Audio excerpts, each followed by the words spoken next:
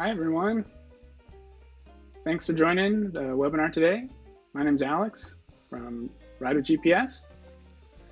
And I'm going to be talking to you about some new features that came out this winter on our website and app. So you're welcome to put in any comments into on the comments. You might be asked to create a channel. Kevin's going to be in the chat answer any questions. He's also going to be sending me some questions to answer live. So feel free to let us know where you're from. Let us know where you're excited to ride this year. And how about I get into it now? So first thing we're going to look at is personal heat map. And that's something that we created to better show where you ride. It's something that you can find on our route planner, both on our website and our mobile app, also while viewing rides and routes on our website and mobile app. So let me start here where I live in Portland. So back in September of 2020, we created the global heat map. And so that shows where our riders are riding, uploading rides, where they're recording rides, and then we show it on the map. And so all this red, as you see here, is where we have our users who are uploading rides. So this darker red is what's more popular, and this light blue is what's less popular. But it's nice to see where other people are riding, but if I wanted to see where I was riding, I might be interested in seeing how that looks. And so fortunately, we have the tools to do that, and that's with the personal heat map. So you see here, we've got all this global heat map, but I can come up here in the route planner and I can turn on personal heat map. So when I do that, I see this purple line appear. So there's a little bit on the screen now. But if I follow that line a little further north, I can see it start to grow a little more purple here on the map until it starts to be quite a bit more like here. See that there's more purple, this heavier purple, showing that I've ridden here multiple times rather than maybe just once, like here on this section. So I'll follow this a little further north until we get over here and we start to see more and more and more purple. So this is where I do most of my riding. You see that. So the personal heat map is nice to see where you've ridden. Of course, the global heat map, you can see where other people have ridden. I like to combine them if I'm looking to find new roads to ride on. So I can turn on both and see maybe somewhere I haven't ridden. So let me start off by planning a route. I'm just gonna click here on the map. I'm gonna start my route from there. And I can click on the map. It's gonna extend my route line as usual. Come up this way. And I'm gonna follow it until I see this road here. Here's a road.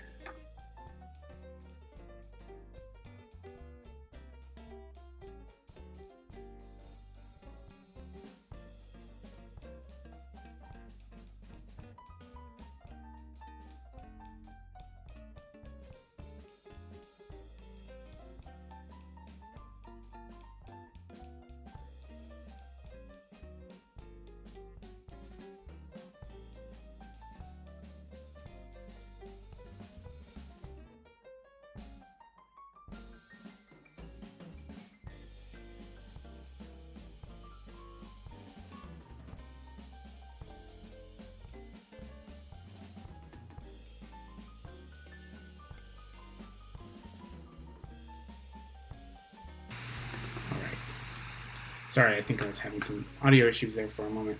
Sorry about that. So here's a road that I haven't been down. You see this road here in the center of the screen. I've got my purple line, which is my personal heat map, and then this more red line, that's the global heat map. And I can toggle my personal heat map and my global heat map off and see I haven't been down this way. So I do want to ride down that. It looks like a fun road. Nice. I know it's a descent. It's a windy road. That's always nice. So I'm using the personal heat map combined with the global heat map to find new roads to meet. So I know that there's going to be another one here. You can see that the purple of my personal heat map doesn't overlap with that heat of the global heat map. So it's a good way to find new to you roads, or even to remember some fun adventures that you've had over the years of uploading rides to provide GPS. So that's the new personal heat map. This is also available on our mobile app, which I can pull up right here. So you'll see personal heat map whether you're in the planner or you're viewing a route or ride, or even recording a ride. So here I am in the route planner, and you can see that I have my personal heat map available. This is available by tapping this map layer icon at the bottom, and here you see personal heat map. So I can toggle that off, or I can toggle on global heat map. And I can use that to reference if I'm planning a route, or if I'm even recording a ride. Like that.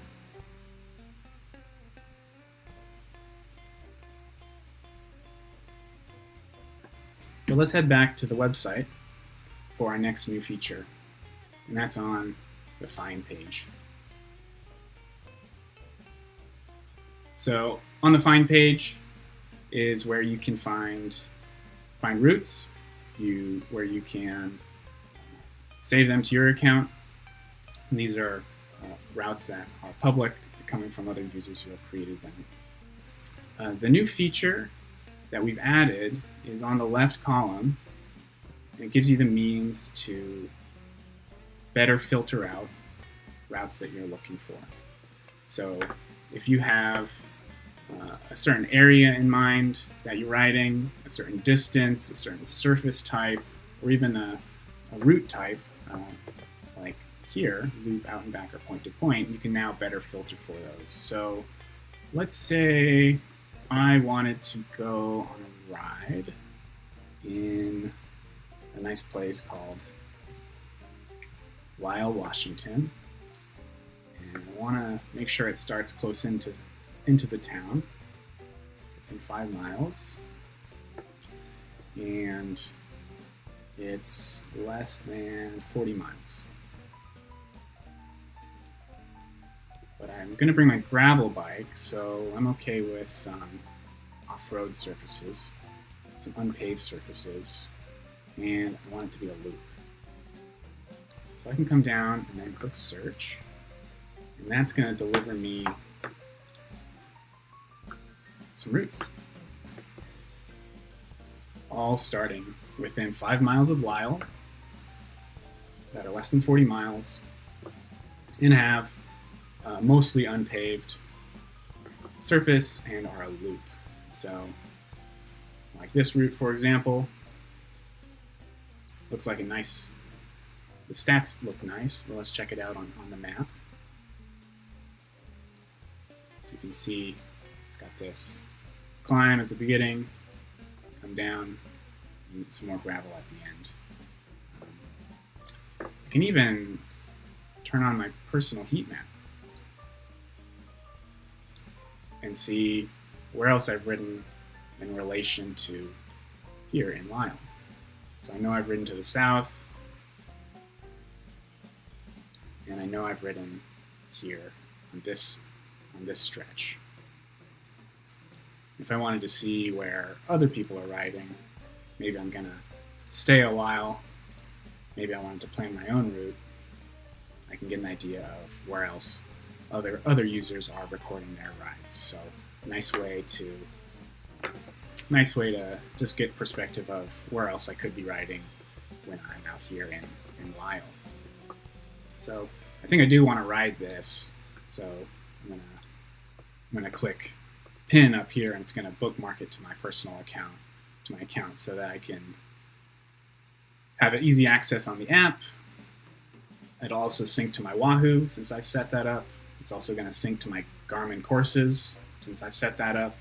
So I've got all three ways to sync to my app, to navigate it there, offline, or on my Wahoo or my Garmin too. So pinning is a great way to do that. But if I wanted to find another route, say, for example, maybe something that's not a loop, something that's more paved. I want to start within 100 miles of Portland, less than 200 miles. I'm probably going to split this up into a few days, and then a point to point. Let's see. So we've got a few different options. And these look a little different than that last find page that we looked at, where these are all a little bigger presented on the screen. So like compared to these are all smaller. These routes that you see, these larger photos, these are ambassador routes. So these are vetted routes that have been submitted to us by users. And so we get to show them off a little higher in the search with some nice big photos and this nice page that you'll see here with a little more thorough description and photos too. But if I just wanted to view this as normal, here I can click View Standard Route. See this nice description. So yeah, these ambassador routes are always a good high quality route to check out if you ever have those in your area showing up on your find page. All right, so this is a nice long route. If I were going to ride this, I'd probably split it into a few days.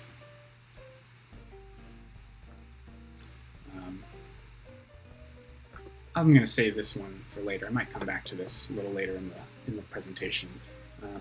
So yeah, just covered the find page. The next new feature is flattening tunnels and bridges. So let me show you a few examples of the old way that we did this, and then how we do it now. So here is the Iron Horse Tunnel. This is a tunnel that goes through a mountain in Washington State. See here, just east of Seattle. And it shows you on the elevation profile here, there's this mountain. But if you've ever ridden this, there isn't a mountain, it's a tunnel, and this tunnel goes through the mountain. But the way we used to show elevation when you're planning routes is by displaying the elevation based on satellite scans of the Earth. So the space shuttle scanned the surface of the Earth and made a digital elevation model of every undulation, every hill and valley of the Earth. And so we would pull information from that and plot elevation based on what we knew about that elevation that is provided to us. But now what we do, we still use that, but in the case of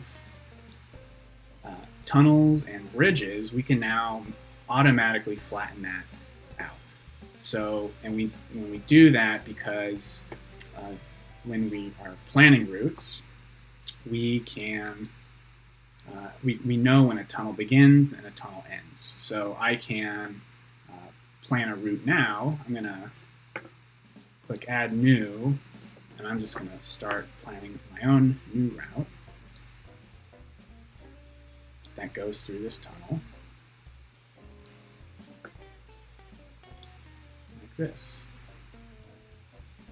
And so now you see on the elevation profile where that tunnel would be right here, it's flat or a little downhill. And you compare it to the old route, you see it's got 1,300 fewer feet, because we know that there's the tunnel begins here and it ends here. So when we're plotting the elevation, we can automatically flatten it. That's a nice new feature to give you a little more accurate idea of the route profile in your planning. So another good example is this series of bridges in Japan. So this is a pretty popular cycling route over a couple different bridges, and you can kind of already see these sharp valleys between 100 and 200 feet. But in real life, we know that these aren't valleys, these are bridges. And we can zoom in here on the map. I can show you here a bridge over water. And so this is the old elevation profile that we would show before we made this update. So what I can do is show you what it would look like now that we have this better way of recognizing where bridges and tunnels are. So this is the old elevation profile, and I can quickly replace this. I'm going to click Trace here, Auto Trace, and it's going to pretty quickly trace that route. And you can see now on the elevation profile, rather than having those valleys here, it's flattened out. So it's overall it's going to show you a little more accurate elevation profile of from the old way, taking off almost 300 feet into the new way of us showing the elevation. So yeah, nice new way to get that added, get that more accurate elevation profile. So if you haven't already been asking questions in the chat, please feel free to ask there, and I'm going to be able to answer any questions that you have, whether it's about these new features or about any route planning on our mobile app or on our website. I did have a question sent to me about splitting a long route into manageable chunks. So I think this one that we looked at previously would be a good example of that. So this is a 134 mile long route. So I'd probably want to do that in a couple days. And it is point to point. So maybe I was going to take the train from Portland, where I live, down to Eugene and start riding and camp in a few different places. So let me open this in the route planner. And since I have a premium subscription, I have the ability to split the route, and then I'll be able to save it and then add it to a collection, since I'm going to have easy access, and I'm going to send it to my friends who I'm going to send it to. So here on the left column is this split route button, and I can click anywhere on the route line or on the elevation profile to split the route. So here's the beginning. Let's see if there's a good camping spot about a third of the way into this. So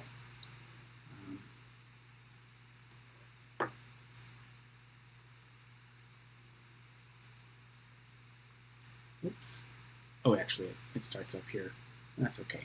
So a third of the way into this, we're going to be right around here in this area. What I can do is click on the route line,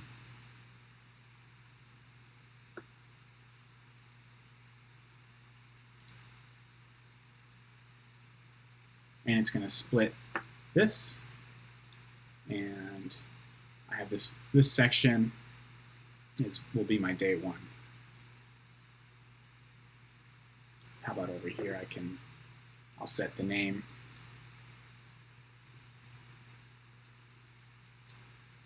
And then I want to come back to the rest of the route and see where will be a good place to camp on day two.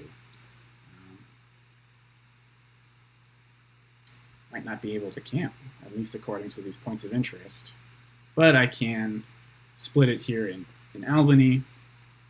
I can either, again, click it on the route line or on the elevation profile. Oops, let me click split route first.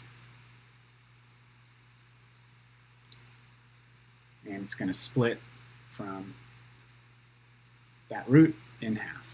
But I'm going to go back a step and show you one other thing. So here, rather than having to click split route,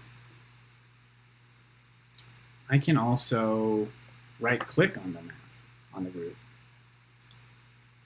Right-click with my mouse, come down here and click split route.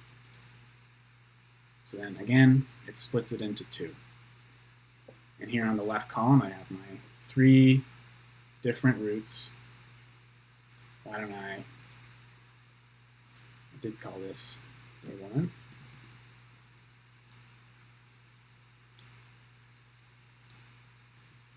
Call this day 2. And day 3. Now, if I needed to edit any of these, maybe I knew that I wanted to take a detour. I wanted to come this way instead of this way. I could edit it using the elevation profile. You see, I can maybe I want to cut out this middle. What I'm going to do is click and drag and come down like this. So now, then I'll click delete selection. And now you see I've got this short section and then this longer section. And I want to come down to this green dot.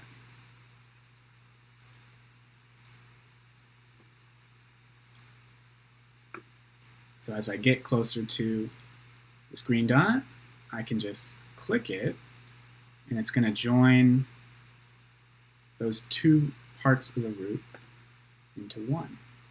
So now I've still have my day 2, but previously it went to the left here, like that. So now I want to save these. I'm going to save these to my account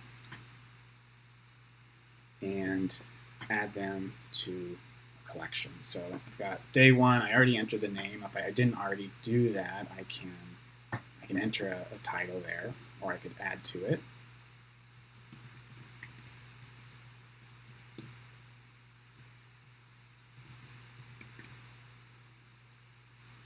Click save. This only saves that day 1 route. If I have other routes I need to save, I'll need to click the X, come back to the route planner, and click day 2. And come down here, click save. Make sure it says save as new, not overwriting, save as new. click X again because I have a third route, and then save. All right, so I've got those 3 saved. Now I want to go to collections, and I can create a new collection. Let's call this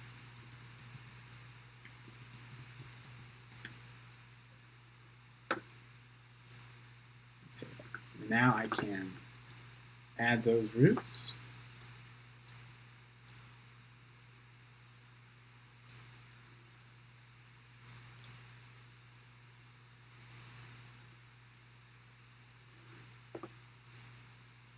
And see those 3 displayed on the map. And then also showing down here. So that's a collection. I can share it with my friends. I can click copy link and send it to them in a text or an email.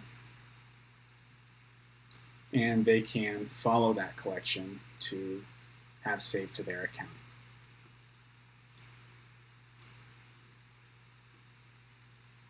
But let's look at the app again.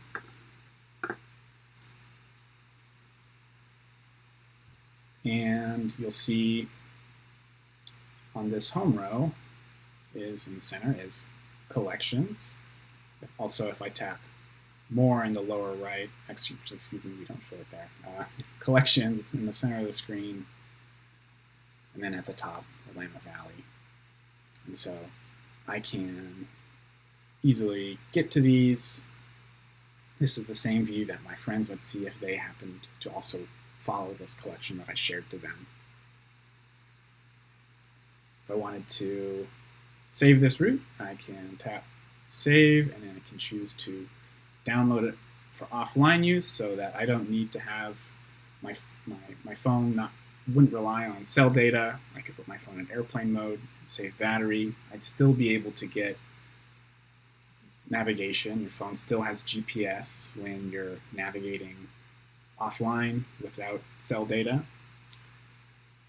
Tap that. It says it's downloading. When I do save something for offline use, it also pins it.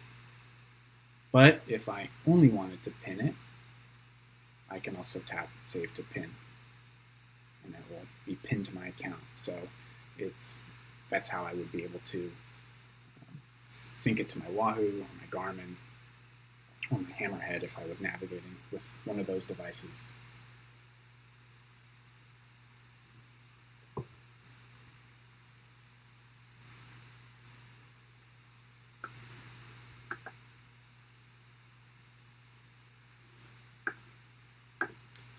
So let's go back to the route planner.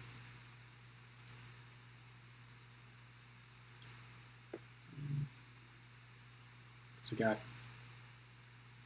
quite a few. Actually, before I get to that, let me actually show you a question about the difference between event and collection. So here on the screen is a collection. Collections are, think of them as like a foldering system. Nothing that's date specific, but this is a one tour I'm going to go on, or perhaps you have I have some rides that I did in 2021. I put them all into one collection as a way for me to easily look back at those. Maybe I am a club. Clubs can also make collections, and I can follow theirs. Just a way to put similar routes together, whether they're all starting from one place, or they're all in one given area, or they all go to ice cream shops, maybe something like that. Events are typically more date specific, where I know that, let's see, what do I have? So more date specific, where there's it's got the time and date that's starting. It would be added to my calendar. You can add segments to an event in the case of a club or an event account. And then you can easily access those on our app too. So collections, typically not date specific, but events are.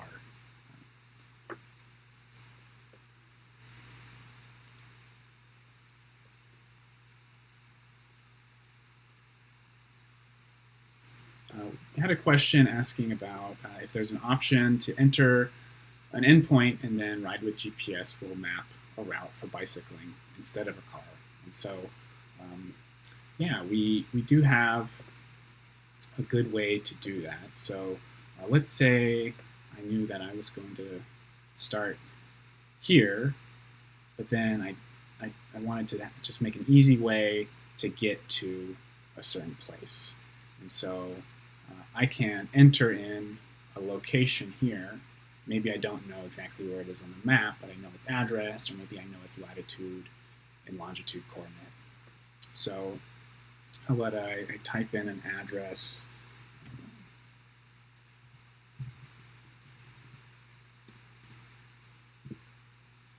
And then it says that it will show it on the map, and I have the option route to here. And when I click that, it's going to create a route from this point to this point. You'll see on the right, it says routing is cycling. So this is going to prefer bike streets or bike paths, lower stress streets, places that we know our users are uploading their rides. So we'll try and follow those as best we can. So when I click that, it's going to create that route from this point to that point. If I had another address I wanted to enter, I could do that. Let's see.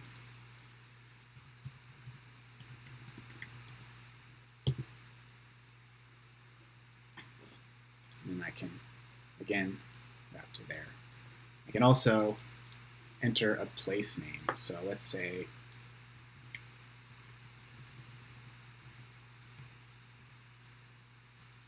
there, and then I can route to there.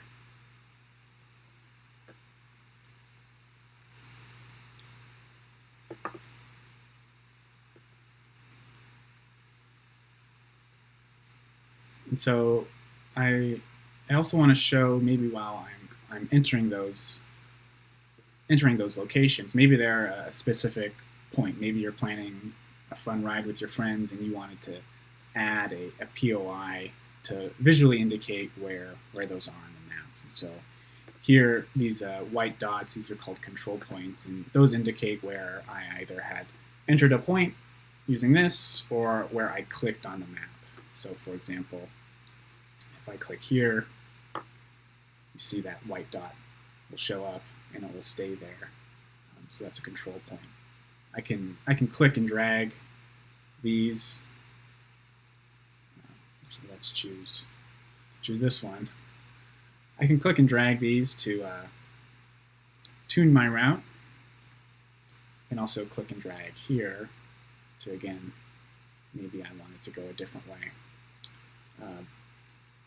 I can also remove them by clicking control point or add them.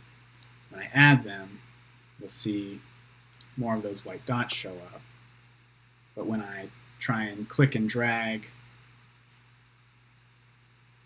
on the map, you see that it's only impacting between those two dots, whereas previously, when I was clicking and dragging in this area, a lot more of that route was being altered. So if I click and drag it now, there's only this one dot, a lot more of that route changes. So control points will sort of add rigidity to the route if you're clicking and dragging it. That's something to keep in mind if you're either too much or too little of the route is being shifted as you're clicking and dragging it. But back to what I was saying about those dots here, like this is that first location I entered in this search box. I can also drop a point of interest to visually indicate that location. So maybe this was going to be the first checkpoint on a ride we're doing.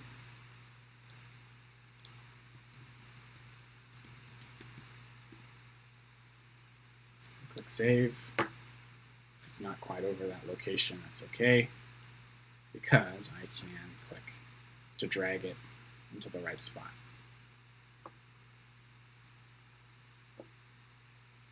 And let me do that for the next one.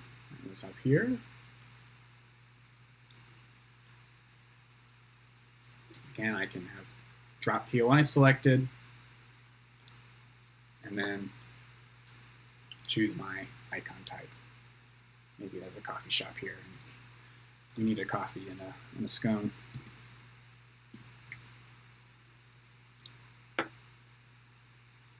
Again, click and drag to get it closer to the real location. And then here is, let's call this Control 2.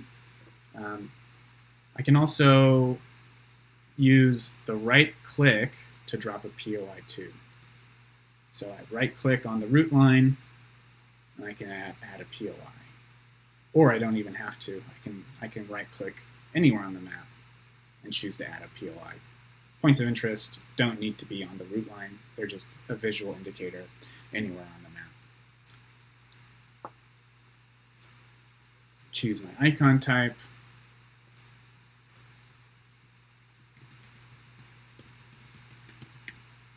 And save it. Now, we've got a few point of interest added, and so those are just visual indicators on the map. But what if I wanted to be able to announce to my riders, my friends who are doing this with me, if they're navigating with our app to get an audio cue, or if they're using their Wahoo or their Garmin to get a cue on their screen, we can add a custom cue to get those added. So here on the left, you can click custom cue, and then on the route line, click where we want that cue to appear. And so anything you type in the notes is going to appear on a cue on the cue sheet, and they'll hear it if they're navigating with our app as an audio cue, and they will see it on their device if they're navigating with the device. And so here on the left column, that custom cue I added, checkpoint 1 on the left. You can do that at any point on the route, not just for checkpoints, but maybe you wanted to make it audio cue for talking about a gravel section coming up on a route, or maybe there's a steep hill or a dog that you might need to know about that you're coming up to. You can add a custom cue. And so you can also use right click to add a custom cue.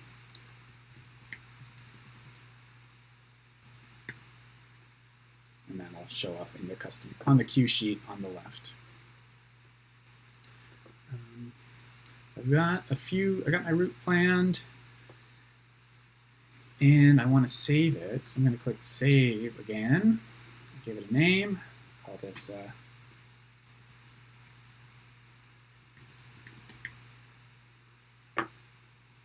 save it. And I can view it. I have a question about points of interest showing up onto a Garmin.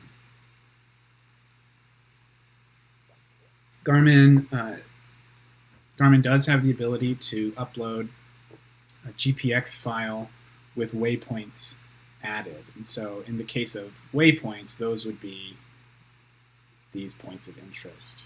And then once you upload that file to your Garmin, they will show up as in the waypoint section and little flags on your screen. You might want to, if you wanted to do this, you might want to check with your device and see if it's supported first, and also how many waypoints in total that your device is able to store. But if you did want to do that, say you had a route that had some points of interest that you did want to show on your Garmin, you can click More, export as file.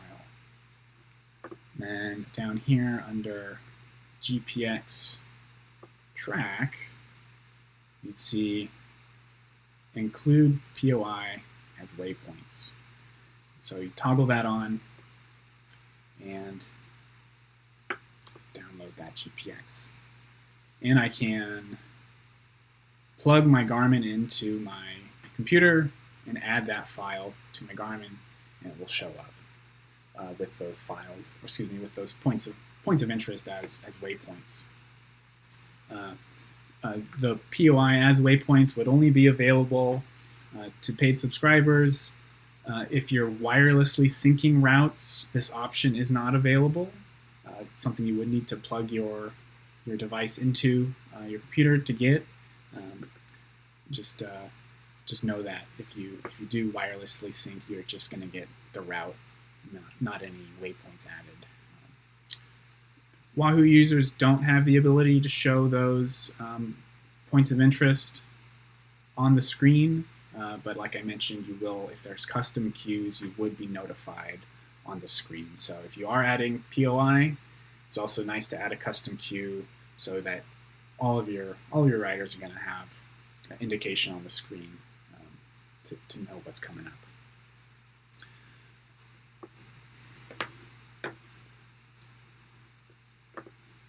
So yeah, any questions, any more questions, feel free to put those in the chat, and Kevin's going to help me pass them to me to get them answered.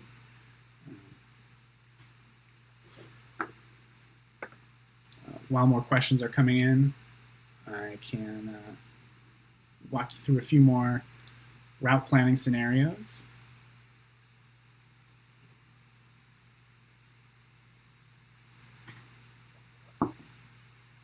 So again, here on the screen, we have this route.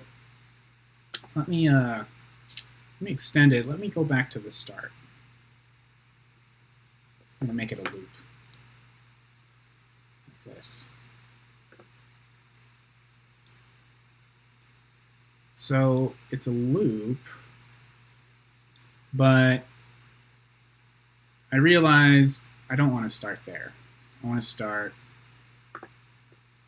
at the far end of this route, say here at the cafe. I don't want to have to redraw the whole route. I want to just rotate it. How can I do that? The best way is by using split.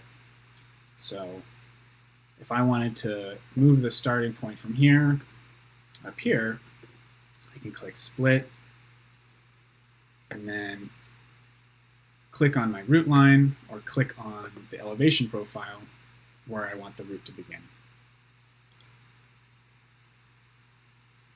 So I've split the route into two pieces. You see I've got the first section and then the second section. When I click the second section, this green flag shows up. Oops, it's being covered by our POI. Let me scoot that over. Got the green flag that shows that it starts there.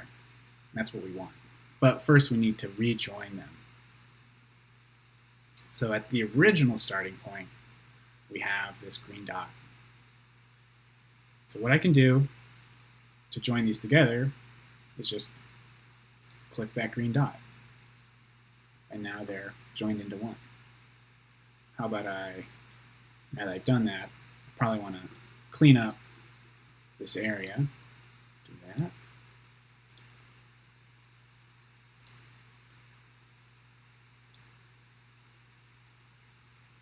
So that it's not taking a big detour. But we'll see up here, it's back to a complete route, and it starts here. And so instead of starting down there in the southern part of the route, it starts here. So I've just split it into two and then rejoined them back together. Then I can save it and it'll be saved to my account. If I had previously, when I do save this, and I saw the ability to update or overwrite it. And if I had previously shared it with my friends, they would have that updated version where it starts here now instead of down in the south, which is a nice thing. Now this route did take a little area of town that I've ridden in, but I wanted to see what it really looked like in person, because I just wanted to make sure that it's going to be a good place to ride. And so a nice thing about our route planner with any of our map styles, check out up here, these are all the maps that I can choose from, is the ability to use Street View from Google. And so I can take this green icon, this green Street View icon, and click it, and anywhere that's blue, like you see here, is a road that has Street View. And I can hover it and then let go of my mouse to see what that road looks like in real life. So this one, nice, narrow, residential street, probably okay to ride in. So this is nice. And I can view that. Now I can also right-click, again, with either on the route or anywhere on the map to show Street View, like here. And so the route, it's going to come through this intersection, kind of busy, but we see it's got a painted bike lane coming from on that side, and then a quiet, more residential street coming out this side. Just got to maybe make note of that. Maybe I'd add a custom queue here to say straight, busy road crossing.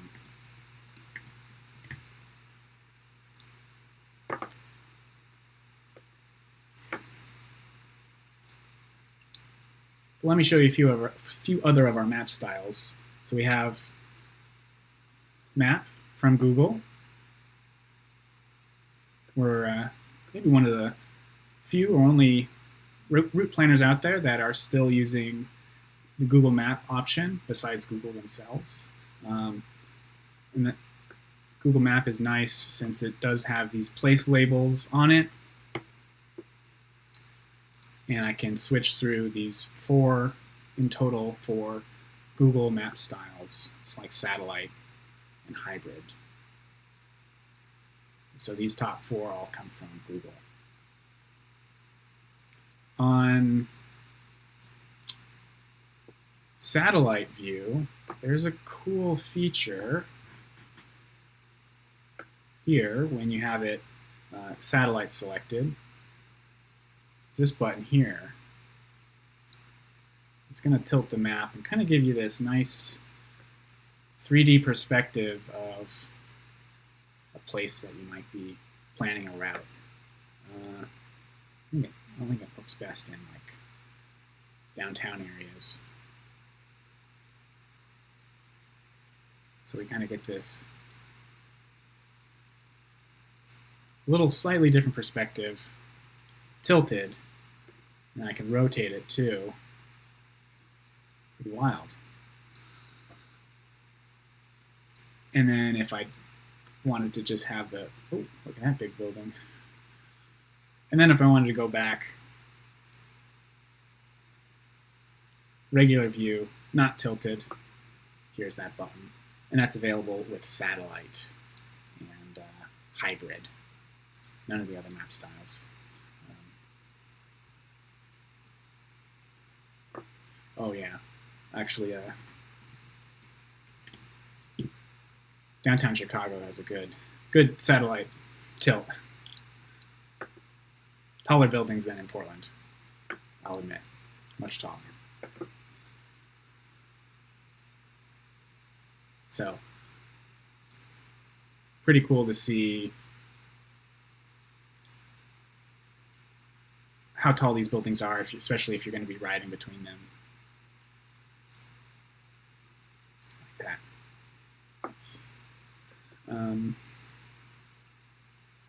But back to our other map styles. Most of my time I'm using the RWGPS style. That's our map that we've based off of OpenStreetMaps, just the open source mapping platform that we use for most of our maps that we offer. Also have the standard OSM, OpenStreetMaps view, a few others too, like their cycling specific map, outdoors, Esri Topo is a nice clean looking map that we have too. So another few other questions coming in are about uploading from Strava or a different platform and then tracing it, or maybe getting a cue sheet available. So how about I find a file on my computer that I've exported and then add it here into the route planner. So I've got this import existing button, and what it allows me to do is choose any route on my account, any ride in my account, or any public route that's on Ride with GPS, and I can add it. But I can also have this upload file button that I can click. It's going to bring up my file browser. And let's find a good file to use. I know I have some in here a little ways.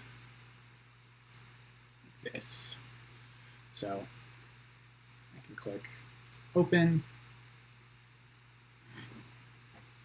and it will be added here.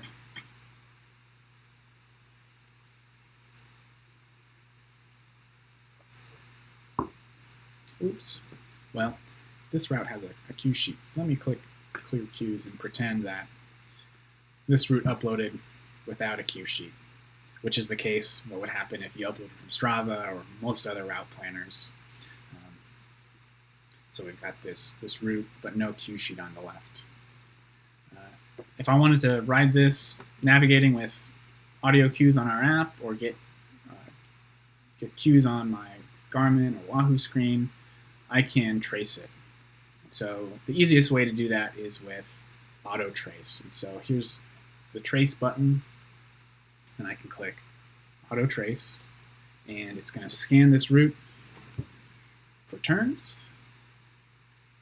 Should just take a minute. And then on the cue sheet on the left, we're going to see cues for every turn on this route. And once that's done, I'll be able to make any changes if necessary, add custom cues, add points of interest, and then save it to my account so I can use it on my app or on my bike computer.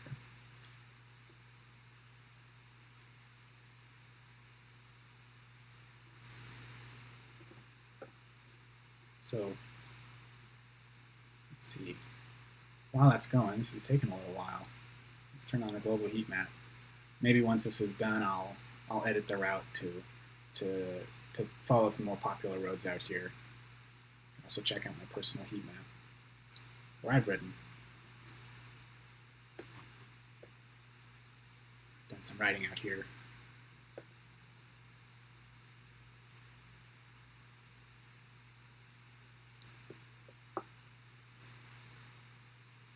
There we go.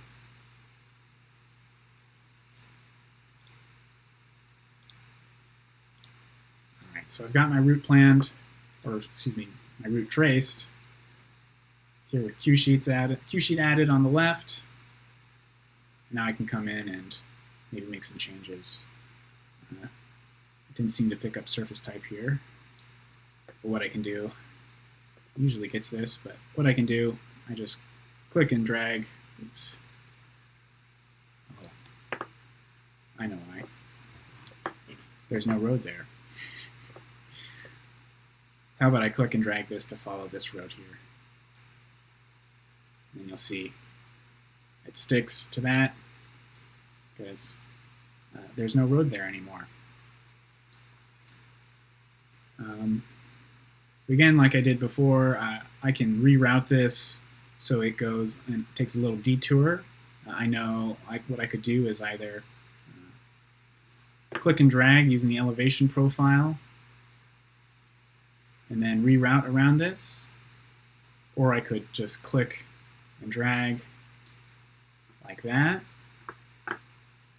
or there is a third way, well, a second way, that's the part of the delete tool, delete selection option, but without using the elevation profile. And let me show you. So I can click selection tools here, and then delete selection here. And rather than using the elevation profile, I can click on the route where I want to delete, starting there and ending there. So I click the route line, and then it highlights blue and gives me this option, delete selection. Again, splits it into two, and then I can make sure I have add to route selected, and then click on the roads I want to follow till I get to my green dot and click to join like that.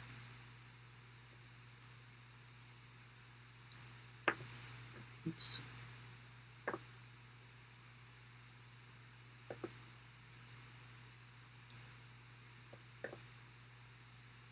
And again, maybe I wanted to